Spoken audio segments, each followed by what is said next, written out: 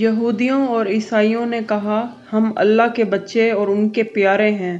کہو پھر وہ تمہیں تمہارے گناہوں کی سزا کیوں دیتے ہیں؟ تم بھی دوسرے انسانوں کی طرح صرف انسان ہو جو انہوں نے بنائے ہیں۔ وہ جسے چاہیں معاف کر دیتے ہیں اور جسے چاہیں سزا دیتے ہیں۔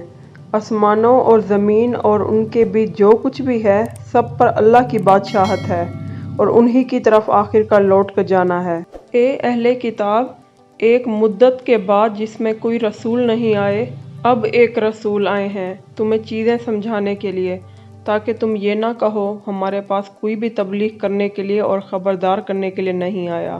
اب تمہارے پاس ایک تبلیغ کرنے والے اور خبردار کرنے والے آئے ہیں۔ اللہ سب سے زیادہ طاقتور ہیں۔ یاد کرو جب موسیٰ نے اپنے لوگوں سے کہا، اے میرے لوگوں، اللہ کی نعمتوں کو یاد کرو جو انہوں نے تم پر کی ہیں۔ انہوں نے تم میں سے پیغمبر مقرر کیے، تمہیں بادشاہ بنایا اور تمہیں وہ عطا کیا جو انہوں نے کبھی کسی اور قوم کو نہیں عطا کیا۔ اے میرے لوگوں، اس مقدس زمین میں داخل ہو جو اللہ نے تمہارے لیے مقرر کی ہے، اور بغاوت مت کرو، کہیں ایسا نہ ہو کہ تم ہارنے والے بن جاؤ۔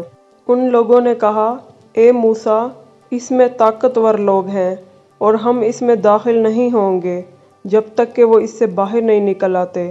اگر وہ باہر نکل آتے ہیں تب ہم داخل ہوں گے۔ دو آدمی جو احترام کرتے تھے اور جنہیں اللہ نے نعمت سے نوازا تھا، انہوں نے کہا، بس دروازے سے داخل ہو جاؤ۔ اگر تم اس میں داخل ہو جاتے ہو تو تم یقیناً جیت جاؤ گے۔ اگر تم مومن ہو تو تمہیں اللہ پر بھروسہ کرنا چاہیے۔ ان لوگوں نے کہا، اے موسیٰ، ہم اس میں تب تک داخل نہیں ہوں گے جب تک کہ وہ اس میں ہیں، اس لیے آپ اور آپ کے رب جائیں اور لڑیں، ہم یہیں بیٹھے رہیں گے۔ انہوں نے کہا، میرے رب، میرا صرف اپنے آپ پر اور میرے بھائی پر اختیار ہے، اس لیے ہمیں اجازت دیں کہ ہم بدکار لوگوں سے الگ ہو جائیں۔ انہوں نے کہا، اب سے ان کے لیے 40 سال تک اس زمین میں داخل ہونا منع کیا گیا ہے۔ اس دوران وہ زمین پر بے مقصد گھومتے پھریں گے۔ ایسے بدکار لوگوں پر غم مت کرو۔